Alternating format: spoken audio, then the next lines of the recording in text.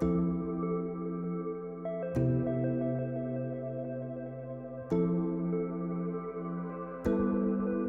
friends!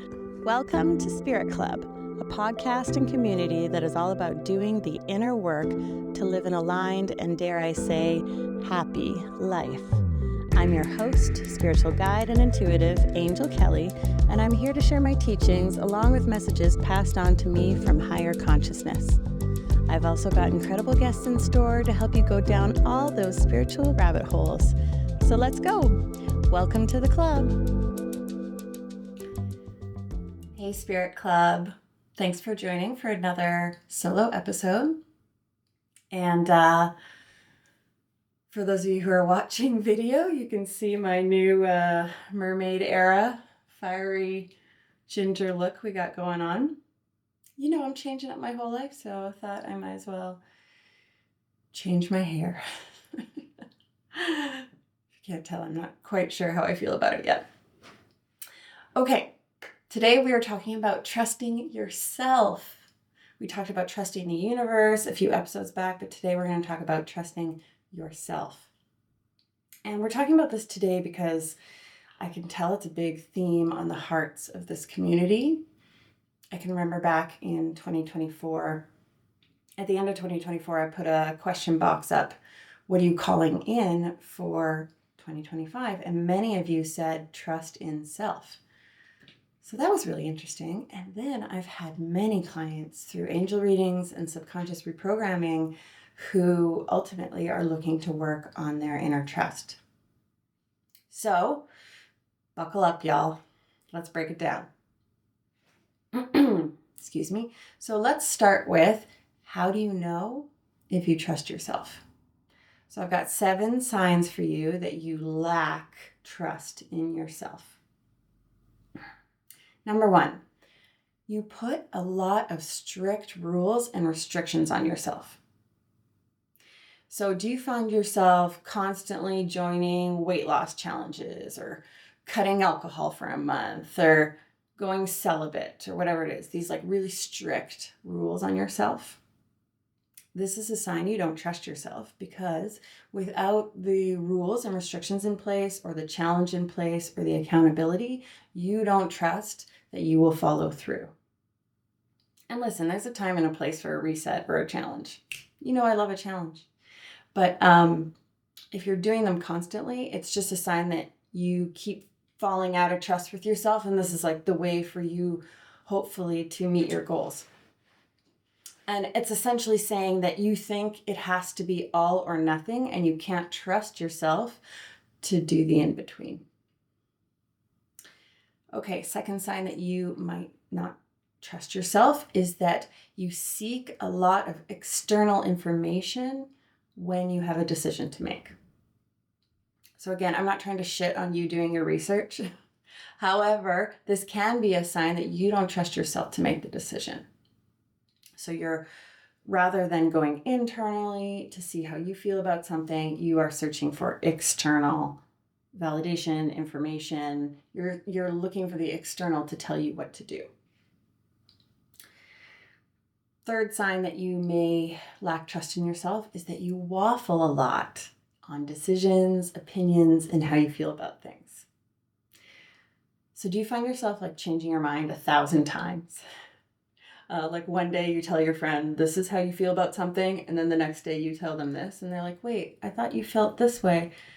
So if you're sort of like constantly playing tennis in your head about an opinion or about a decision or whatever it is a sign that you are easily influenced by the external, because that's what's changing your mind. And you are easily influenced by the external because you don't have a strong trust in the internal. Fourth reason or fourth sign that you may lack some trust in yourself is when you are overly analytical. So if you need to know every angle and every possibility about a decision that you have to make, this could be a sign that you lack trust in yourself or the universe. And so you're trying to make sure you look at every angle so you get the best possible result. I know that my partner and I can be a little guilty of this when it comes to like house shopping or things like that. Yeah. Okay, fifth sign that you may lack some trust in yourself is it takes you a really long time to make big decisions or moves in life. I was working with a friend and client the other day, and he said it perfectly. He was like, I move at an elephant's pace to make a change in my life. And yeah, if you don't trust yourself, a big change, not going to happen. You're not going to initiate a big change because you're going to be waffling on how much you trust your instinct to make that change. And so big changes will likely only happen when they are thrust upon you, when, the powers that be cosmically course correct you. So if you find yourself having the rug pulled out from you often for big changes to happen in your life, that may be indicating that you don't trust yourself and you're not following the intuition and the signs that are showing themselves long before the rug gets pulled out from under you. Sixth sign that you may lack trust in yourself is that you don't trust others. So this one's sneaky, but bear with me. If you tend to not trust others, it means that you think the wool can be pulled over your eyes. But how can the wool be pulled over your eyes if you trust yourself? Tricky, I know. But truly, if you have a strong trust in yourself, people can't fuck with you. And if they do, it's because you let them. You knew it and you let it happen. So I know that one's a hard one to hear. Okay, and final sign that you lack some trust in yourself is you often hear yourself saying, shit, I knew better. So maybe it was like you had a feeling about a guy, a job, a client, but you proceeded anyway. And then, things turned sour or went sideways and you're like, I knew it. I had a feeling. If you hear yourself saying that a lot, that means that you're not trusting yourself. The good news is that you at least are hearing your intuition. It's speaking up. You're just kind of ignoring it, but at least you can hear it. Okay, so those are some signs that you may not trust yourself. Now, why don't you trust yourself? So I think it's important to address these blocks, because that's what they are ultimately. Because as I've worked with more clients on building trust in themselves, I've been quite surprised at the limiting beliefs that are operating in the background that are breaking down trust with self. So I've got 5 common blocks to trusting yourself, and there are probably a lot more. These are just the ones that I'm seeing come up and that I sort of downloaded. And now remember, these are blocks. And what are blocks? Blocks are beliefs that stand between you and what you want. Okay? The block is standing here, blocking you from having what you want. And they are something that we pick up in childhood or ancestrally or past lives. Okay? So first block, limiting belief, is I am not smart or competent. I am not smart or competent. This one's kind of obvious. If you don't believe that you are smart or competent, obviously you're not going to trust yourself, right? If you were working with someone who you didn't think was smart or competent, would you trust them? Probably. And I've seen this for clients who are often discredited as a child and made to feel as though they weren't smart or competent. Okay, second common block is I am a fuck up, or I make a lot of mistakes, something like that. So this one, if you were treated like a failure as a child, like constantly like in trouble, or all you did was make mistakes, this may be operating in the background. And how will you know? Well, maybe today you say like, I make a lot of mistakes, or I've made a lot of mistakes in life. If that's what you believe to be true, this is probably operating in the background. Third common block to trusting yourself is I do not deserve love, happiness, success. Insert the word. It's about deserving. I do not deserve these things. So let me break this down for you. If you don't believe that you deserve love, success, happiness, then ultimately, when you get close to that, you're going to self-sabotage because you don't believe you deserve it. So you will self-sabotage to prove that you don't deserve it. And how can you trust yourself if you self-sabotage? You can't. Okay, fourth common block, and this one really surprised me, but has come up as a theme with clients, and that is others' needs are more important than my own. Others' needs are more important than my own. It bears repeating because I think it probably resonates with many of you in this audience. So why does this lead to a lack in trust in self? Well, if you believe that others' needs are more important than your own, then that means you will always put others first and not yourself. So ultimately, you won't do what's best for you. You will do what's best for other people. So how could you trust yourself? Does that make sense? Okay, and last one. This one comes from the witch wound. We've talked about the witch wound on here. Witch wound is from the days of burning witches. And so any often woman, if she was in her power, she would be killed. And so there is if I trust myself, I will be killed running in the background. This is like quite, it's the word I'm looking for. It's like instinctual. It's in your body. It's a real fear. If I trust myself, I will be killed. That's pretty scary. Or if I trust myself, others will be killed. So that one is deeper and, may not like, if this one is like, oh yeah, I have that deep level of fear, then that tells me that this is coming from a past life rather than this life. So like I said, those are just five common blocks to trusting yourself. There are probably many more. And I'm happy to uncover those with you on a one-on-one basis. Okay, so I think that it's important to talk about why is it important to trust ourselves? Because you're hearing like, oh, okay, this sounds like me. Oh, there are my blocks. But take some effort to reprogram these and so on. So why would I want to do that? Why is it important to trust myself? So let's talk about a few reasons why, so you can see the bang for your buck. Okay. So where do I begin? Discernment. I think, and maybe this is just in my bubble, but I don't believe so.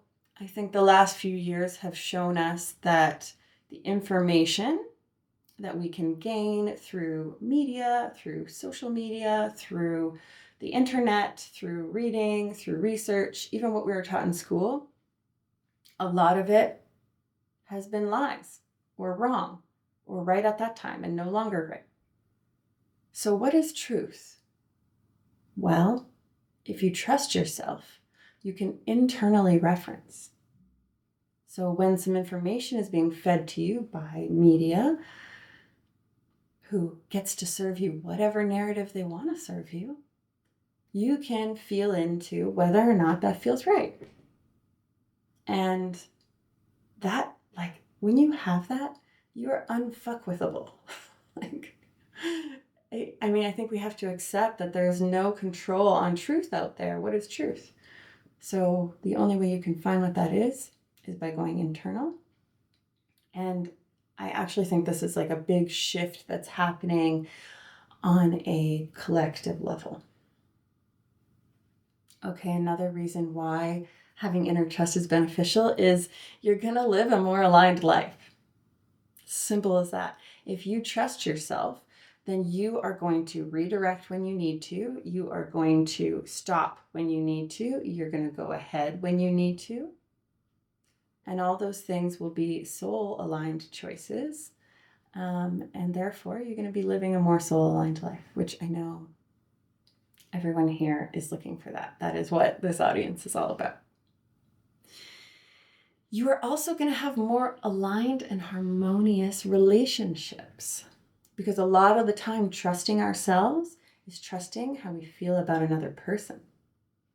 So if you meet a person and you have inner trust, you will be in a position, you will be at a choice point as to whether or not that person becomes a part of your inner circle.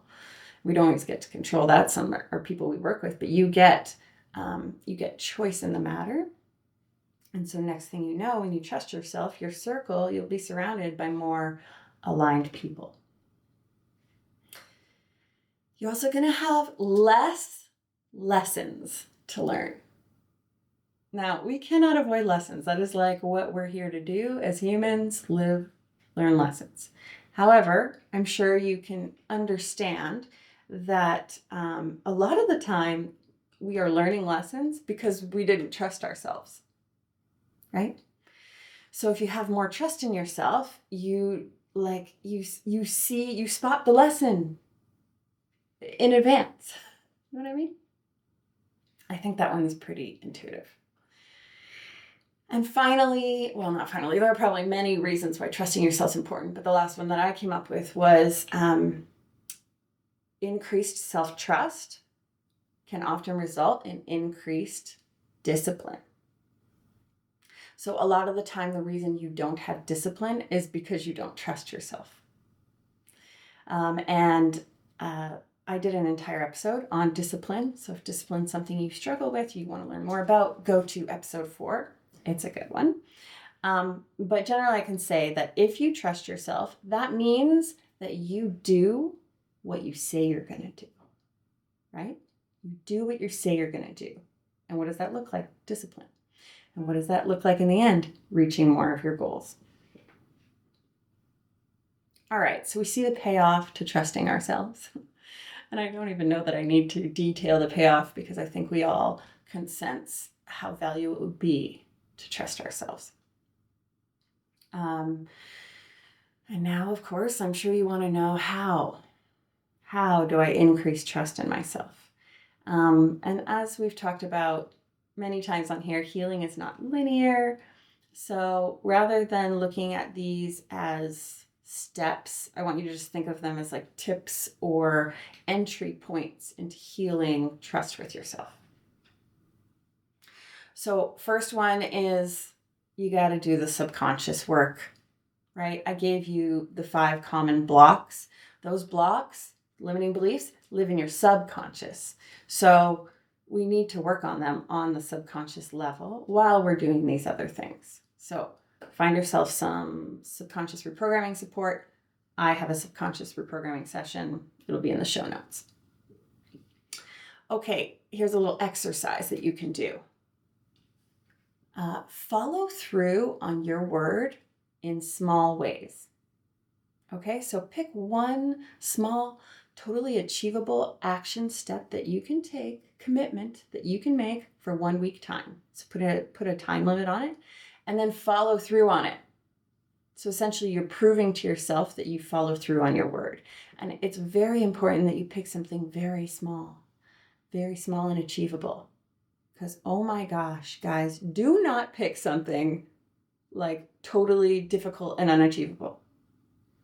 That's literally doing the opposite. That will literally decrease trust in yourself, okay? Don't do it. So I want you to think something like, I will not touch my phone for the first 30 minutes of every day this week. Or I'll do my gratitude before bed. Something little. And yeah, for obvious reasons, this is essentially building trust like a muscle, building trust in the same way that someone else would build trust with you, right? So, if your partner were saying that they were going to take out the trash and they didn't, you would lack trust, right? But if they said they were going to take out the trash and they took the trash out every day, that builds your trust. So you're just doing the same thing with yourself. And again, I will reiterate, make it small and achievable. Oh my gosh, don't you dare pick a big challenge. Okay. Third little exercise you can try is to essentially prove it to yourself. Prove your intuition to yourself. So this goes for my people who often hear themselves saying, oh, I had a feeling about that. So when you have a feeling about something, I want you to make a note in your phone. When you have a feeling about something, make a note in your phone. Write it down. I want you to have an ongoing list of like a feeling you have about a person, a job, an opportunity, a dating possibility. And you're just going to, because we're doing baby steps, you're just going to be logging little intuitive hits you have about things in one place. And then over time, you will look at these and you'll go, oh my gosh, I was right about him. Oh, I totally knew that project was that something was going to happen with that project. So you're essentially like reflecting back to yourself that you can trust yourself. See what I mean? And over time, you're going to start to actually act on those feelings, on those intuitive hits. But, I'm trying to keep this really small and achievable. So at first, all I want you to do is write it down, keep a list. You could totally ignore yourself for now, but as you see it more, as you see it in writing and you see the proof, you're going to start to follow it and act on it and rely on yourself and your intuition. Okay, final tip exercise for increasing trust in yourself is to show up for yourself. Put yourself first. Don't self-abandon. Ask yourself what you need every day and then give that to yourself. This one is for my people who put others first. And this one might feel a bit crunchy at first, because you're so used to putting the needs of others first. But, you can just pick something little. First thing in the morning, what do I want right now? Versus what do others want of me? And choose yourself. Please. And I promise you, the more that you do this, you're essentially showing yourself more love. And the more love you show yourself, the more of a relationship you have with yourself, the more you show up for yourself, the more trust you will have for yourself. It just follows. Okay, friends, that's it. I wish you all the best in increasing your self-trust. I know you can do it, and I think that this is a really pivotal time for us to be working on this block. Best of luck.